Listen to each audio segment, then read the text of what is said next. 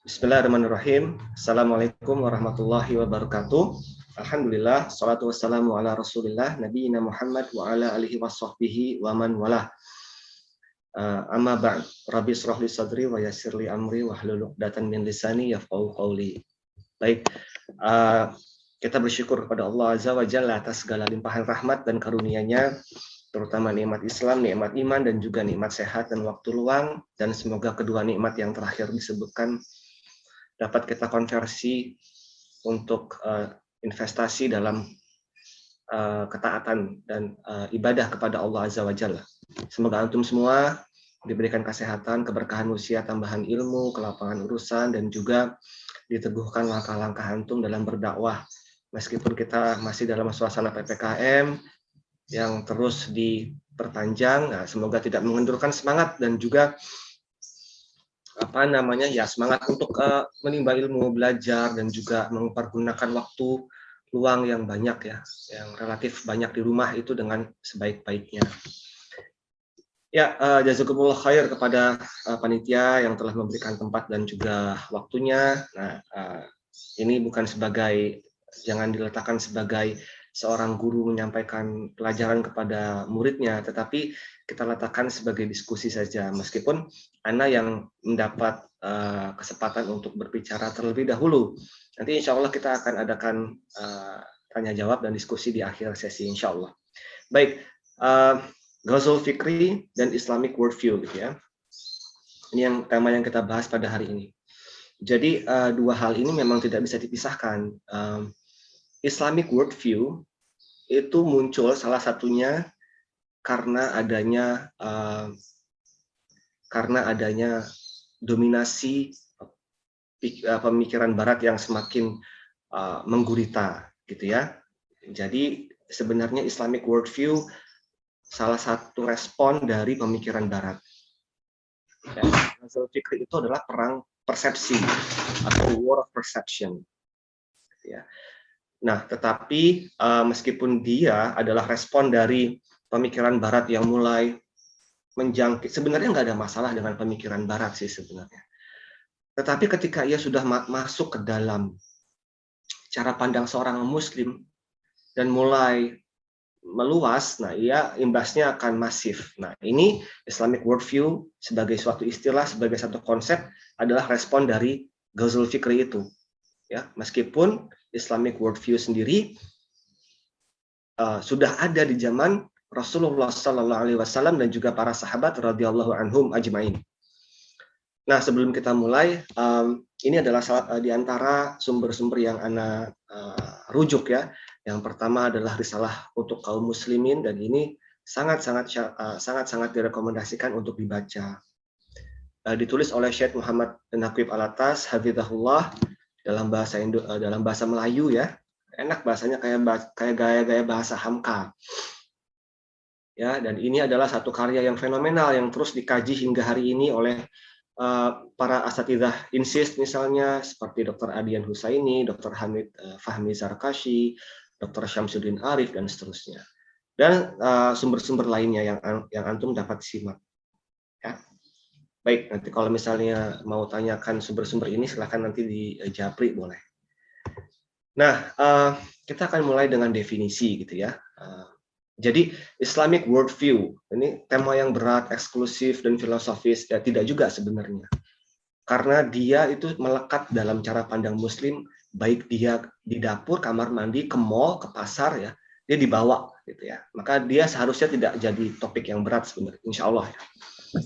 Nah, jadi apa sih worldview itu? Worldview dalam bahasa Inggris ya, ini kan istilah bahasa Inggris. Artinya cara pandang. Worldview, pandangan dunia. Ya, pandangan dunia. Artinya pandangan dunia kita terhadap dunia, persepsi kita. Nah, istilah ini sebenarnya sekuler. Sekuler itu maksudnya tidak ada unsur agama. Karena memang dari bahasa Inggris gitu kan. Dan dalam bahasa Jerman juga ada padanannya, yaitu Weltanschauung. Nah, worldview secara definisi itu adalah cara pandang kita terhadap dunia, atau cara pandang kita terhadap realitas, atau cara pandang kita terhadap wujud. Bedanya, kalau worldview Barat wujudnya itu hanya yang tampak sama indrawi saja. Yang dapat kita lihat, yang kita dengar, yang kita raba, kita cium aromanya, kita rasakan di indera pengecap, dan seterusnya. Sedangkan dalam Islam, cara pandang Islam, wujud atau realitas itu termasuk hal gaib. Bahkan hal gaib ini hal yang esensial, di mana ketika seorang Muslim tidak akan menjadi seorang mukmin ketika ia mengingkari hal gaib.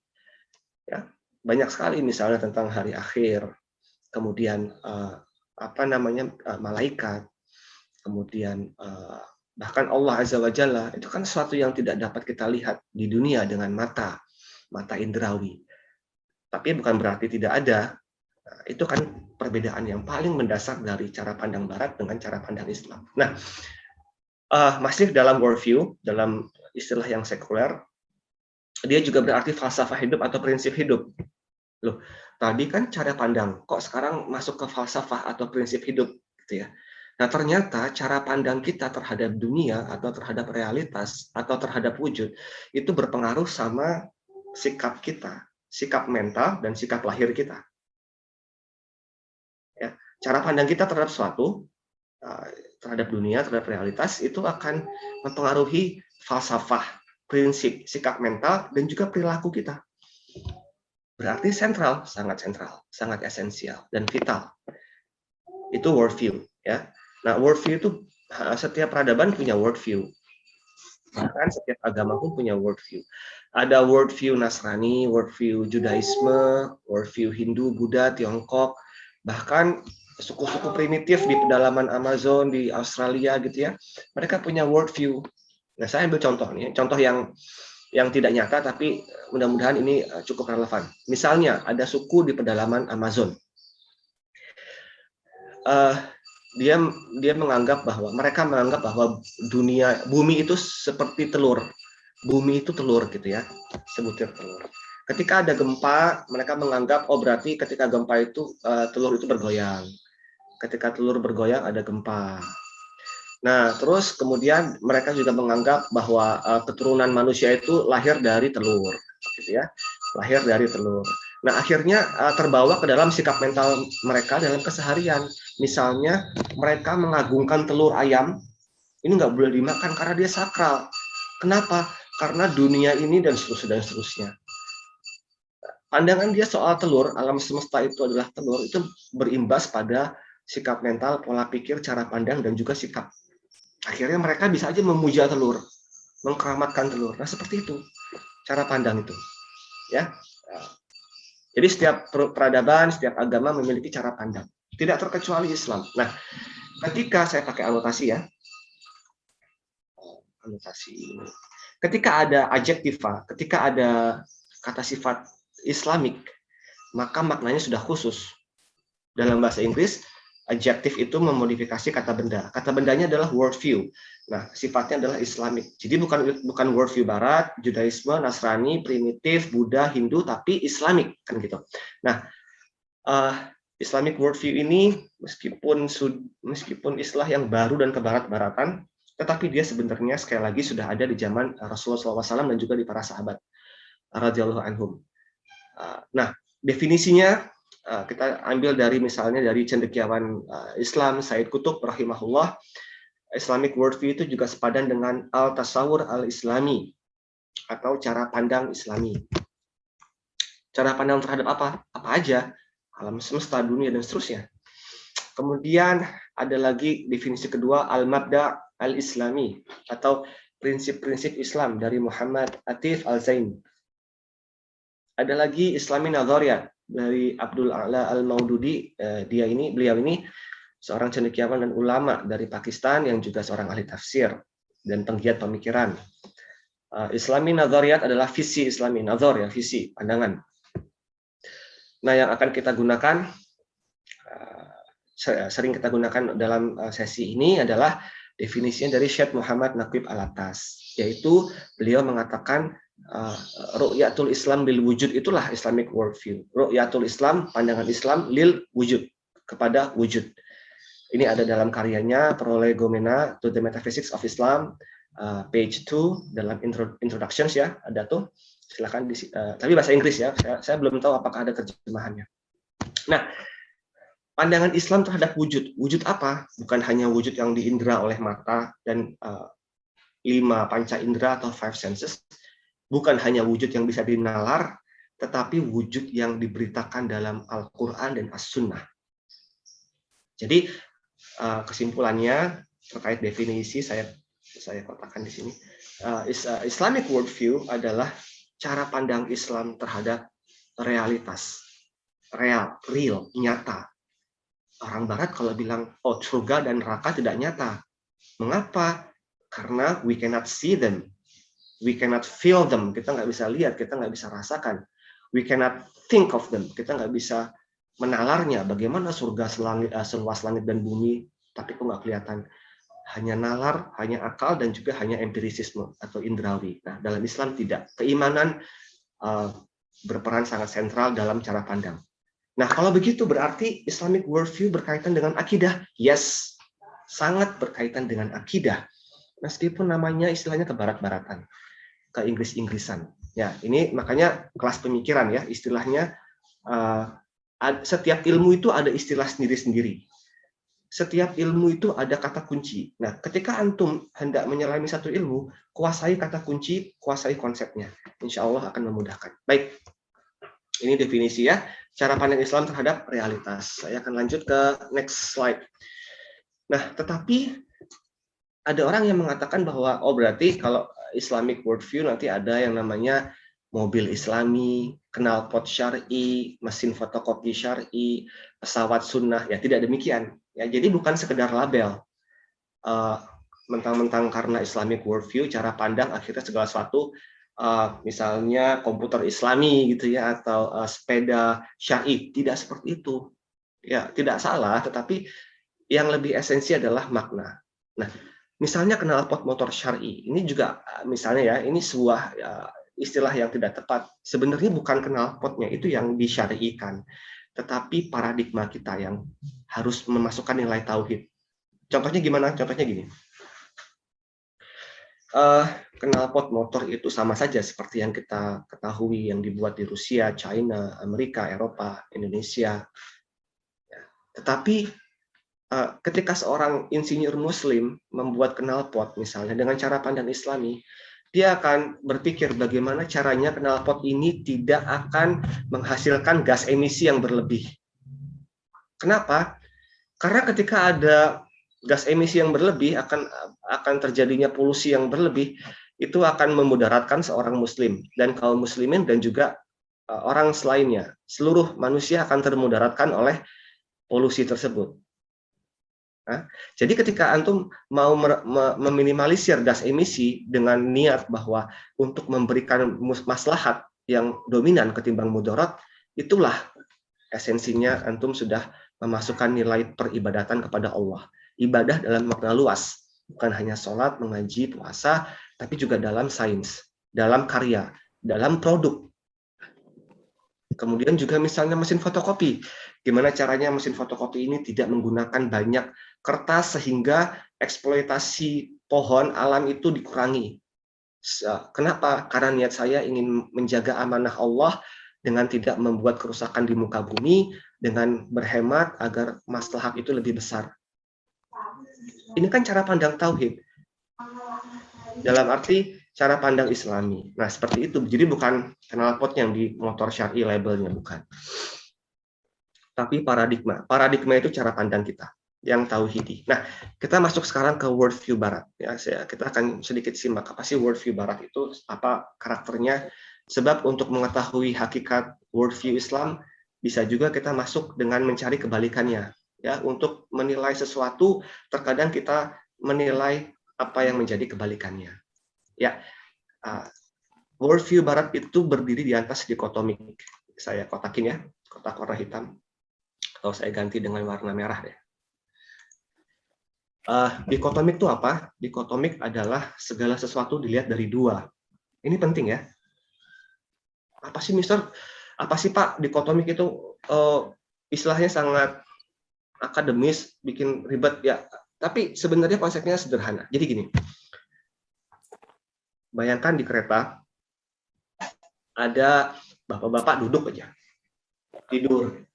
Kalau saya di Bogor ya kereta Jabodetabek ya KRL, padahal di depannya ada ibu-ibu sedang hamil, berdiri gitu kan. Lalu ditegur, Pak, mohon maaf ini ibu sedang hamil, tolong dikasih duduknya, tempat duduknya. Nah, bapak-bapak itu malah mengatakan demikian. Ya, saya ulangin ya, tolong dikasih tempat duduknya kepada ibu ini sedang hamil, hitung-hitung sedekah. Ya, ini wanita termasuk kaum yang lemah. Bapak itu ngomel, sedekah mah di masjid aja. Kalau di kereta sini semua juga capek, pulang kerja, berangkat kerja, gitu. Dia pikir sedekah itu hanya di masjid. Nah, memisahkan ibadah hanya dalam ranah masjid, pesantren, majelis ilmu, dan ibadah itu tidak dibawa ke dalam keseharian, termasuk dalam kereta tadi, itu udah dikotomik. Ada dua. Antum kalau misalnya mau ibadah di masjid, kalau di luar masjid, nggak ada hubungannya sama agama, kan gitu. Ini adalah dikotomik yang bahaya sekali. Makanya ketika ada yang lagi bertengkar misalnya, demi Allah saya tidak mencuri laptop ini, terus kata orang yang lain, nggak usah bawa-bawa Allah, gitu. Nggak usah bawa-bawa Allah. Gitu. Itu salah satu cara mereka memisahkan antara kehidupan dunia dengan kehidupan akhirat. Seakan-akan ilmu dunia sama ilmu akhirat itu tidak sinkron. Jadi dia pisahkan, ini ilmu dunia, ini ilmu akhirat. Kalau antum mau bahas soal sains dunia, nggak usah bawa-bawa agama. Kalau antum sedang bahas tentang akhirat, nggak usah bawa-bawa ilmu dunia. Kalau antum mau jadi ustadz aja, nggak usah jadi peneliti. Dikotomi ini adalah sunnahnya orang barat. Dalam Islam tidak. Dalam Islam, ilmu dunia dan ilmu agama itu tidak bisa dipisahkan. Right? Sekali lagi, dalam Islam itu agama ilmu.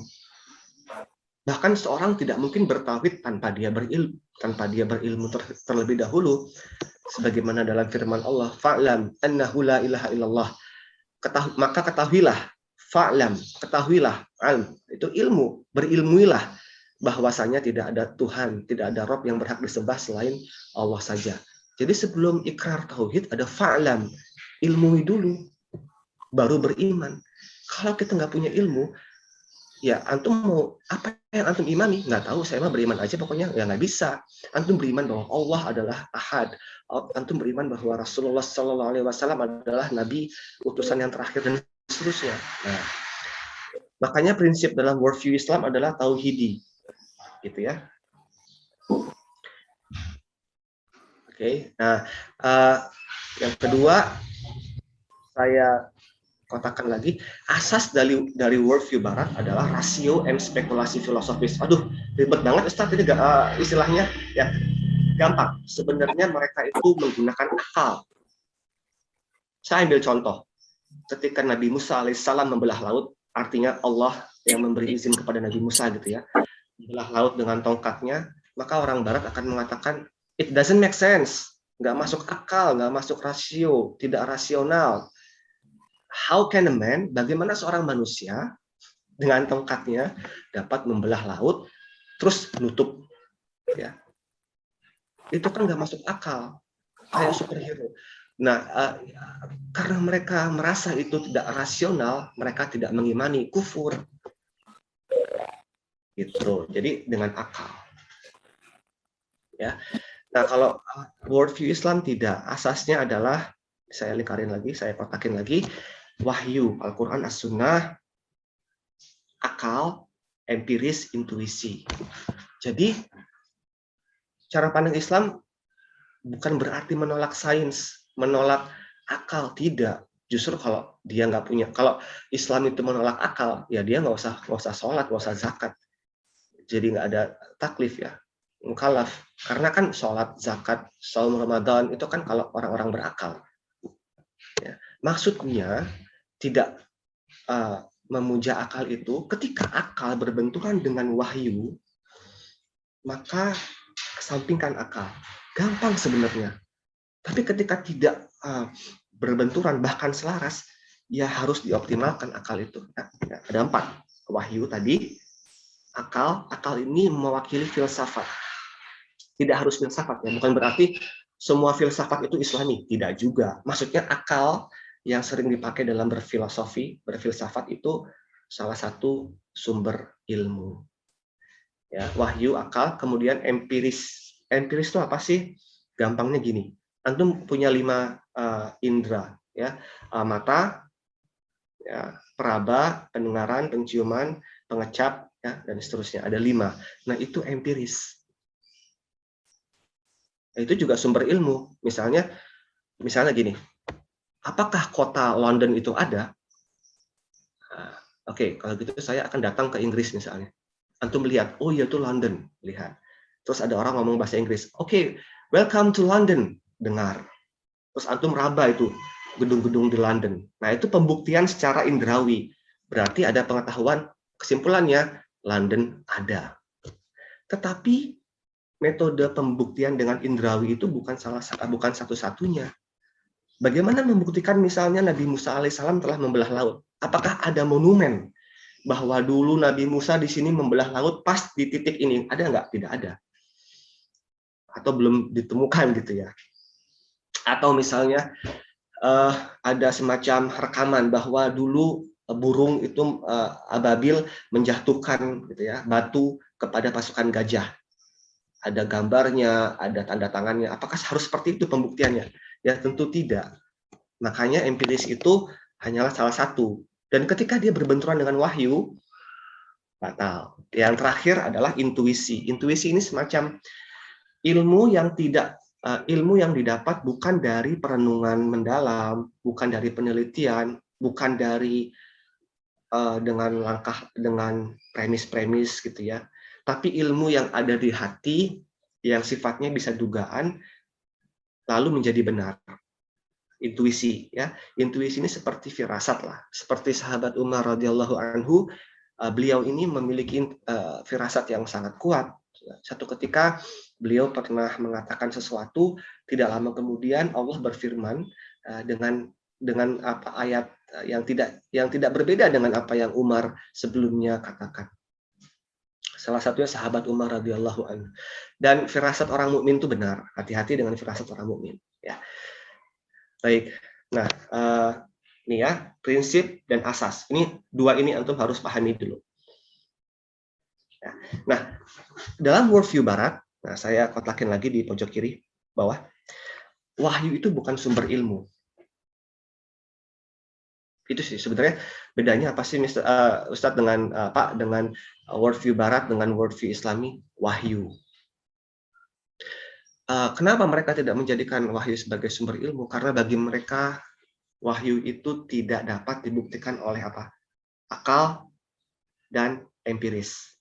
Sekali lagi, wahyu itu tidak dapat dibuktikan dengan akal dan juga pembuktian empiris. Ya. Dan mereka tidak menjadikan dia sumber ilmu. Kalau tidak menjadikan dia sumber ilmu, maka dia tidak dijadikan sebagai sumber kebenaran.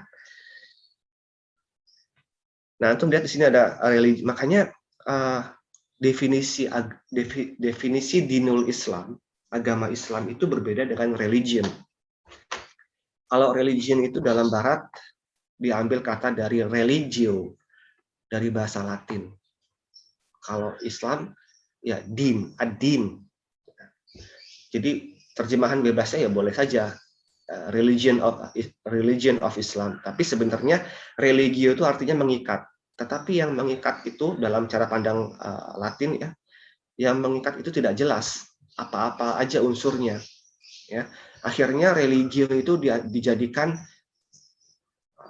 media untuk mengikat manusia kepada manusia lainnya. Akhirnya manusia harus tunduk kepada satu otoritas keagamaan.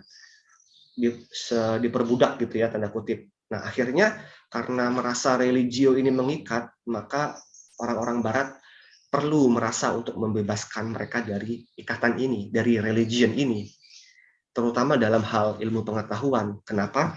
Karena bagi mereka agama itu mengukung ilmu pengetahuan dan sains, sehingga ilmu pengetahuan dan sains tidak berkembang. Jadi bagi mereka, kalau mau berkembang, sains dan ilmu pengetahuan itu harus dipisahkan dari agama. Jadi agama ada ranahnya sendiri, sains dan ilmu pengetahuan ada ranahnya sendiri. Inilah sekularisme. Tentu yang dimaksud agama oleh mereka bukan Islam, yaitu agama Nasrani. Karena pemisahan antara agama dengan ilmu dunia itu ada di abad 17, ya, 18. Ketika sains maju, tetapi agama tidak dapat memfasilitasi kemajuan sains itu. Sekali lagi, mereka pisahkan kalau mau maju. Akhirnya ada agama, ranah sendiri, ada ilmu dunia, ranah sendiri. Pertanyaannya, apakah Islam memiliki benturan seperti itu? Tidak pernah. Islam tidak pernah memiliki masalah, tidak pernah berbenturan antara agama dengan juga ilmu dunia. Bahkan ilmu dalam arti luas itu juga menjadi salah satu kewajiban kifayah dan menjadi sebab kemuliaan derajat seorang mukmin, ya. Yarfa'illahu alladzi amanu minkum walladzina utul ilma darajat, gitu ya. Allah akan mengangkat orang-orang yang beriman di antara kalian dan juga berilmu beberapa derajat. Gitu. Nah, dalam Islam tidak memiliki benturan itu. Islam, contohnya, para saintis Islam seperti Ibnu Khaldun dan juga Al-Haytham, ya, dan seterusnya, cendekiawan Muslim itu dulu menguasai berbagai bidang sains dari astronomi, kedokteran, geografi, sosiologi, sejarah, kimia, tentang optik dan seterusnya. Yang kemudian ilmu-ilmu itu dijiplak, diadopsi, diadaptasi oleh Barat. Sehingga Barat mendorong munculnya Renaissance atau abad pencerahan Barat. Itu karena mereka mengambil dari tradisi ilmu Islam. Nah, para cendekiawan Muslim dahulu tidak pernah memisahkan antara agama dengan sains. Tapi ketika Barat itu mengambil khasanah dan tradisi keilmuan Islam, diadopsi, lalu dipilahlah itu antara agama dengan sains. Sekali lagi, ini bahaya sekali, karena imbasnya sangat-sangat fatal. Karena sekularisme itu juga satu paham ateis. Ya. Nah, misalnya begini, antum mengobservasi tata alam semesta, ada triliunan bintang. Ada triliunan bintang, terus kalau dalam sekuler ya sudah, ini menunjukkan bahwa alam semesta itu luas. Berhenti, sudah.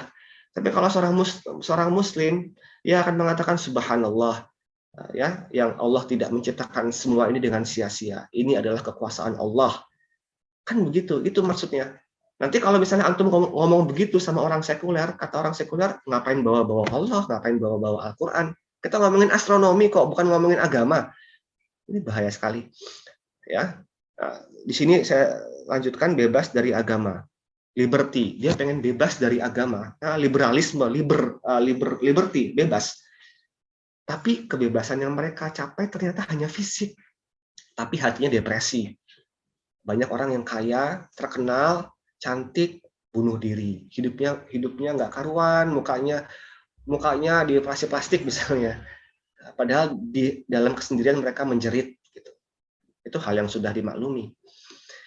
Tetapi kalau dalam Islam, kebebasan itu bukan dengan memisahkan agama, bukan dengan mengencangkan agama, tapi kebebasan yang hakiki adalah ketika kita semua kembali pada fitrahnya. Kalau antum bertauhid, ya, hanya beribadah kepada Allah Azza wa Jalla saja dan meniadakan sesembahan selain Allah, itu bebas yang hakiki. Ketika antum ya, ikhwan menikah dengan perempuan, itu kebebasan yang hakiki. Kalau laki-laki menikah dengan laki-laki, itu adalah sebuah penjara hati lahir batin yang begitu dahsyat. Juga misalnya ketika kita ya bahkan seorang mukmin tuh kebebasannya kadang-kadang berkurang, wajar. Kapan kebebasan seorang mukmin berkurang? Ketika kita melakukan dosa. Misalnya kita berdusta, atau gini, kita meninggalkan sholat wajib, itu kan dosa. Nah, ada penjara dalam hati. Penjaranya berupa, aduh nggak tenang, kayaknya pengen tobat bawaannya. Akhirnya buru-buru ambil air wudhu, sholat 2 rakaat, minta ampun, banyak istighfar, tenang, bebas. Jadi kebebasan hakiki itu adalah kembali pada fitrah. Ketika berdosa, bertaubat. Ketika salah, minta maaf. Ketika zalim, kembali kepada keadilan, ya, kepada ketaatan dan seterusnya. Nah, fitrah itulah yang didustakan oleh orang Barat, baik dalam ranah ilmu maupun cara pandang. Dan mereka tidak meyakini apa sih fitrah itu, mereka nggak terlalu percaya. Padahal dalam Al-Quran disebutkan dalam surat Al-A'raf ayat 172, Allah Azza wa Jalla berfirman, wa idh akhadha rabbuka min bani adama min zuhurihim dzurriyyatahum wa asyhadahum ala anfusihim alastu bi rabbikum qalu bala syahidna an taqulu yaumal qiyamati inna kunna an hadza ghafilin. Dan ingatlah ketika Allah mengeluarkan dari tulang sulbi mereka, anak keturunan Nabi Adam alaihissalam, dan alastu bi rabbikum, dan menjadikan mereka saksi terhadap diri mereka sendiri. Allah bertanya kepada keturunan, termasuk kita semua sebelum kita lahir ke dunia. Allah bertanya, alastu bi rabbikum, apakah aku ini Rabbmu? Dan kita semua mengatakan, bala syahidna, benar ya Rabb, kami bersaksi. Ketika lahir, apakah kita lupa? Tidak. Kesaksian kita ya ketika kita mengatakan bala syahidna, benar wahai Rabb, engkau adalah Rabb kami bersaksi, itu mengendap dalam fitrah. Dan setiap orang yang lahir, baik itu di zaman dulu, zaman kuno, zaman sekarang, di masa depan, di Australia, Eropa, pedalaman Afrika, Rusia, Indonesia, Sumatera, ya, Skandinavia, itu membawa fitrah ini.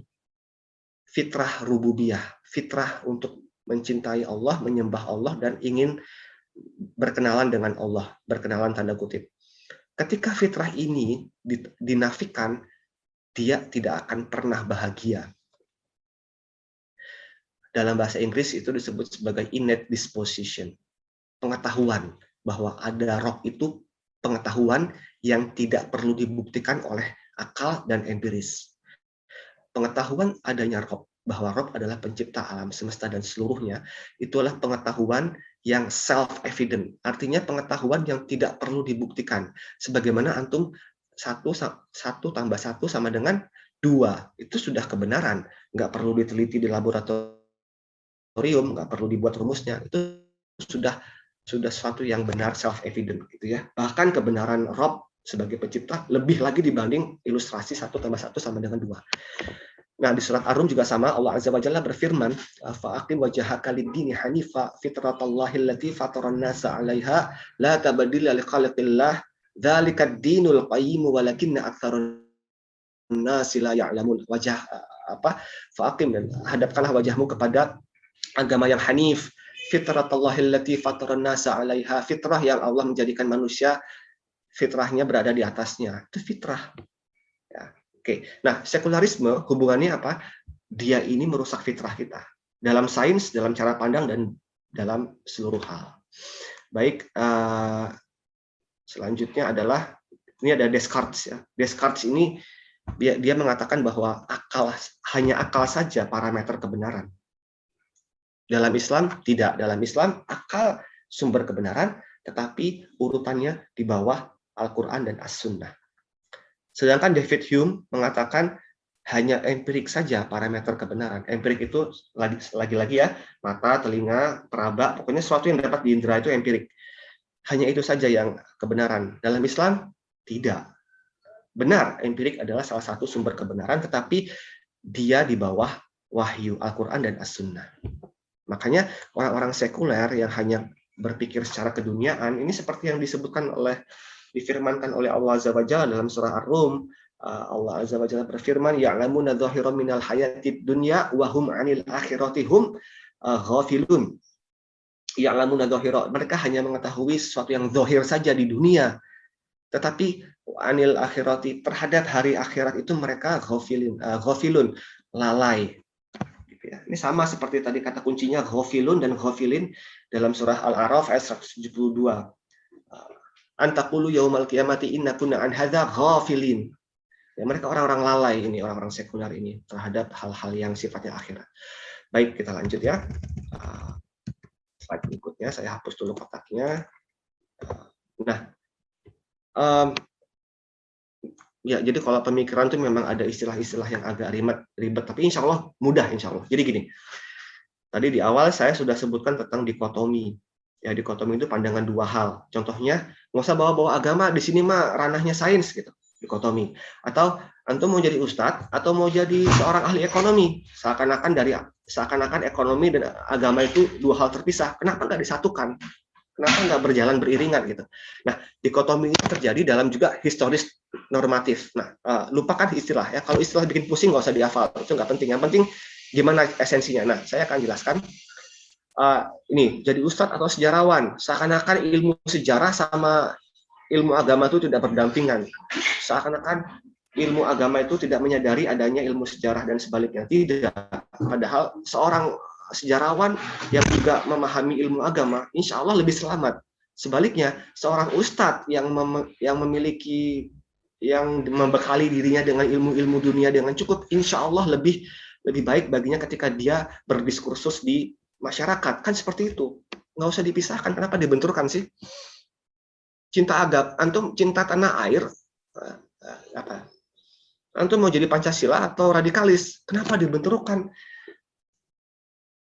Jenderal Sudirman, Pangeran Diponegoro, rahimakumullah itu, ya mereka orang yang patriot, cinta tanah air, sekaligus seorang ulama, seorang ahli ilmu, seorang penuntut ilmu.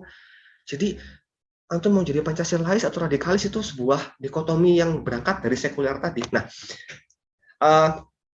dikotomi membuat seakan ada jarak antara ilmu, agama, dan dunia. Seakan agama tidak nyambung dengan sains, seakan agama tidak nyambung dengan politik, seakan agama tidak nyambung dengan patriot, seakan agama tidak nyambung dengan Pancasila, seakan agama tidak nyambung dengan kebinekaan. Masya Allah. Ya, ini satu fitnah yang saya rasa harus diluruskan, dan bagian dari Ghazul Fikri. Mengangkat keraguan dan dugaan ke metodologi ilmiah. Was-was itu bukan sumber ilmu. Ketika antum sholat dan antum lupa apakah maksudnya seakan-akan ada yang keluar gitu ya, keluar dari lubang pembuangan di belakang angin, tapi antum ragu, ada was-was, itu tadi saya benar-benar buang angin apa enggak ya, maka kembalikan kepada yang yakin, yaitu jika tidak mencium bau atau tidak mendengar, teruskan, dan was-was itu singkirkan.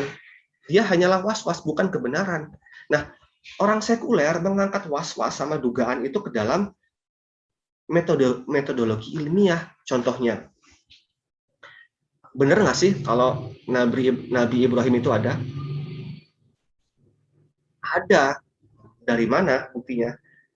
Ya dalam Al-Quran dan As-Sunnah, dan juga dalam kitab-kitab terdahulu, Taurat dan Injil dan Zabur mungkin ya, disebutkan Nabi Ibrahim alaihissalam. Terus kata mereka, kitab-kitab suci kan meragukan, tidak otentik, tidak orisinal. Bahkan kitab suci itu adalah karangan-karangan para ulama demi tujuan politis mereka. Maksud saya, tolong buktikan keberadaan Nabi Ibrahim dengan dokumen, prasasti, aksara-aksara kuno, manuskrip-manuskrip kuno, atau coba tolong tampilkan sebuah monumen yang mengatakan di sini dulu ada Nabi Ibrahim. Lihat kotak yang saya kotakin di bawah. Itu bagi mereka tuh jadi mereka menyingkirkan yang pasti yaitu wahyu, tapi dugaan akal dan dugaan dari empirisisme itu mereka jadikan sebagai ukuran. Ini yang saya kotakin di bawah, saya bacakan ya. Dalam sebuah dokumenter dengan jutaan view di YouTube, ini Ghazul Fikri juga, hati-hati, dengan dokumenter berjudul East to West, The Triumph of Monotheism, dikatakan oleh penutur, there's no archaeological evidence of Abraham. He didn't leave a monument in the desert saying Abraham was here.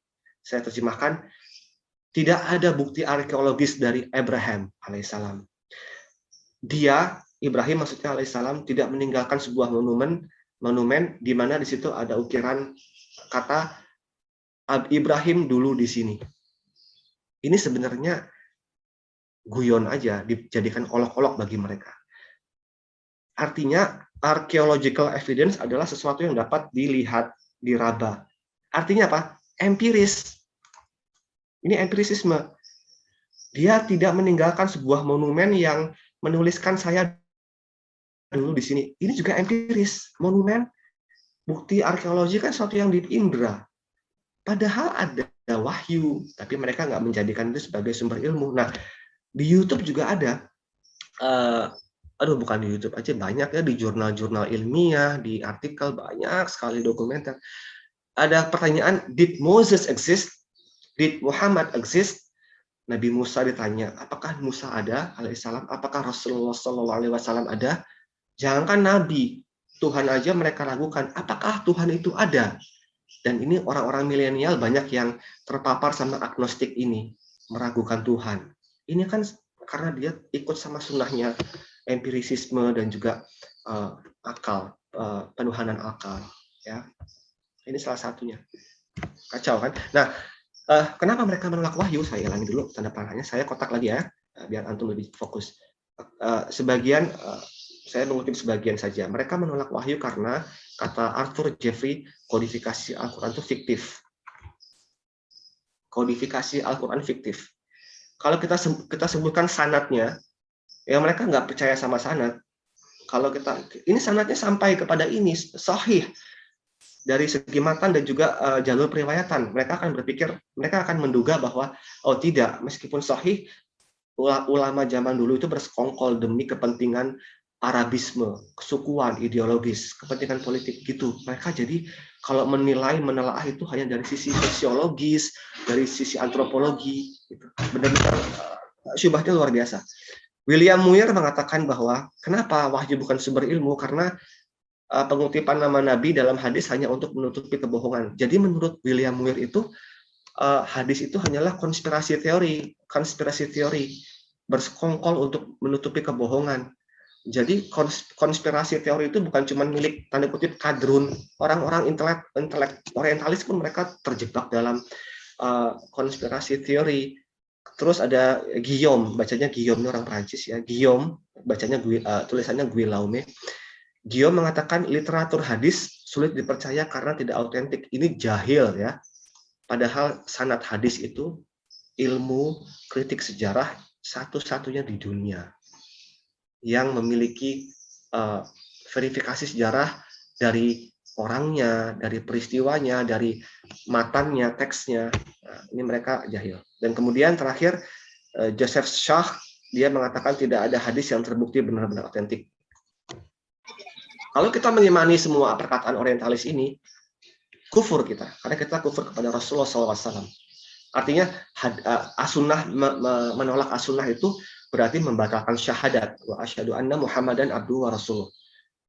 Maksudnya itu bukan berarti kalau ada hadis dhaif atau maudhu kita imani, kita kufur. Tidak, itu beda ranah. Maksudnya as-sunnah sebagai wahyu yang juga berasal dari Allah kepada Rasulullah SAW. Saya mau tanya moderator nih, masih ada waktu nggak? Apakah masih ada waktu? Ya mungkin bisa, kalau materinya mau ditutup mungkin bisa ditutup aja Ustadz. Ya, baik. Oke. Ya, baik. Nah, sebenarnya masih ada beberapa ya, tapi saya akan coba tutup aja dengan ini ya, secular claims. Nah, jadi penutupnya adalah tentang Ghazul Fikri aja deh.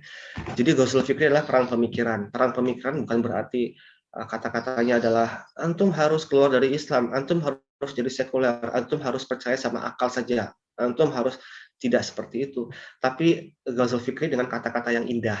Dalam surah Al-An'am disebutkan yuhi ba'duhum ila ba'din, ya, zukhrufal qawli, ya, zukhrufal qawli ghurura. Dan mereka membisikkan satu dengan yang lainnya, kata Allah, zukhrufal qawli, perkataan yang indah, ghurura sebagai tipuan. Jadi perkataannya tuh indah, mempesona, sangat mempesona akal, sangat ilmiah, sangat saintis, sangat patriotik, padahal di baliknya mungkin ada syubhat-syubhat yang harus dijelaskan. Nah, seperti satu misalnya bahwa orang yang religius itu radikal, ini juga satu syubhat. Padahal radikal sendiri maksudnya radix dari akar gitu ya. Radikal itu sebenarnya bukan untuk agama. Contoh Google itu radikal dalam arti dia merombak dunia maya dengan mesin pencariannya, dia merombak cara kita belajar dan seterusnya, radikal. Dan juga Nabi Musa alaihissalam kalau disebut radikal, karena Nabi Musa alaihissalam datang ke Firaun dan dia merombak sistem keagamaan Mesir saat itu. Jangan menyembah dirimu, jangan menyembah Tuhan yang banyak, sembahlah Rob semesta alam, kata Nabi Musa alaihissalam. Itu kan radikal. Rasulullah SAW pun demikian. Dari kaum yang jahil, pagan, menyembah banyak Tuhan, berdiri di atas fanatisme kesukuan, dirombak menjadi kaum yang bertauhid, yang saling peka terhadap sesama, itu juga radikal. Bahkan komunisme pun juga radikal, dengan merombak sistem kapitalisme, dan revolusi tahun 1917 itu Bolshevik juga radikal. Ya, jadi radikal awalnya bukan agama, bahkan dalam kamus pun tidak berhubungan dengan agama. Entah kenapa radikal itu dibawa ke dalam orang-orang yang religius. Padahal MI16 pasukan khusus di Inggris telah menyatakan bahwa orang-orang teroris itu justru orang yang tidak konsisten menjalankan syariat agama. Ini yang ngomong adalah dari Inggris sendiri. Bahkan ciri dari terorisme mereka jahil dengan agama. Nah, kalau religius, sholat, istiqomah, menuntut ilmu justru tidak ekstremis. Yang kedua, ghazul fikri juga berupa dalam agama sumber kekerasan. Dan mereka mengatakan Islam itu terorisme. Padahal dari sekian juta korban peperangan, dari sekian banyak peperangan, perang antar agama itu hanya sekitar 7%. Dari sekitar 100%, perang yang benar-benar didorong oleh agama itu cuma 7%. Dan 7% itu pun banyaknya dari kaum Nasrani yang perang antara Katolik dengan Protestan di abad pertengahan. Islam ya tidak. Tapi kenapa selalu Islam dibawa ke dalam istilah terorisme? Ini juga syubhat ya. Yang terakhir, agama adalah temuan manusia. Ini karena manusia, karena kita juga terimbas sama syubhat evolusi bahwa manusia itu dari Homo sapiens yang primitif, yang tidak mengenal konsep Tuhan, artinya Homo sapiens itu syirik. Baru kemudian setelah berjalannya waktu secara gradual, Homo sapiens menemukan konsep Tuhan. Makanya konsep Tuhan monoteisme. Makanya kata mereka Yahudi, Nasrani, dan Islam itu ada dalam puncak evolusi Homo sapiens. Padahal agama pertama manusia adalah Islam. Nabi Adam alaihissalam kan tentu saja Islam bertauhid. Tapi sama teori oleh evolusionis dibalik. Manusia awalnya Homo sapiens yang syirik, agama baru muncul belakangan, dibalik. Nah, makanya karena agama itu muncul belakangan, maka dia temuan manusia, karangan manusia. Ini saya kutipkan dalam beberapa slide, tapi nggak apa-apa, waktunya mungkin sudah habis. Baik, jadi salah satunya adalah Islamic worldview, sekali lagi cara pandang yang bermuara pada tauhid, prinsipnya, dan berdiri di atas asas Al-Quran, As-Sunnah, akal, empirik, dan juga intuisi kalbu. Tapi yang paling tinggi dalam hierarki adalah Al-Quran dan As-Sunnah. Ketika akal dan pembuktian empiris, sains, filsafat, dan juga intuisi, firasat itu bertentangan dengan Al-Quran dan As-Sunnah, maka dia bukan sumber ilmu. Karena dia bukan sumber ilmu, maka dia bukan sumber kebenaran. Dan cara pandang Barat adalah sebaliknya. Mereka mengangkat dugaan, akal, dan empiris sebagai kebenaran. Karena akal dan indrawi manusia itu berubah, semakin tua dia semakin lemah, kadang akal tuh salah, kadang keliru, maka kebenaran mereka pun berubah-ubah. Dan karena mereka berubah-ubah, mereka terombang-ambing dalam relativisme. Fitrah manusia tidak akan tenang ketika ia berpegang pada sesuatu yang berubah-ubah dan berubah-ubah gitu ya, tidak tetap. Fitrah manusia hanya tenang ketika ia berpegang pada tali yang tidak akan pernah berubah, yaitu tauhid. Demikian yang bisa saya sampaikan. Wallahu a'lam. Barakallahu fiik. Kita kembalikan kepada moderator. Silakan. syukur dan terima kasih kepada Ustadz Wisnu yang telah menyampaikan materi yang sangat bermanfaat pada pagi hari ini. Semoga dengan materi tersebut menjadikan kita memiliki ilmu dan semakin bertambahnya pengetahuan bagi diri kita khususnya, dan sebagai menambah wawasan kita untuk bisa mengetahui hal-hal terkait berikutnya. Baik, selanjutnya bakal ada sesi Q&A atau sesi tanya jawab kepada Ustadz. Mungkin dari peserta di sini jika ada yang mau ditanyakan, saya persilakan. Saya izin bertanya, Kak. Boleh? Oke, monggo, dipersilakan.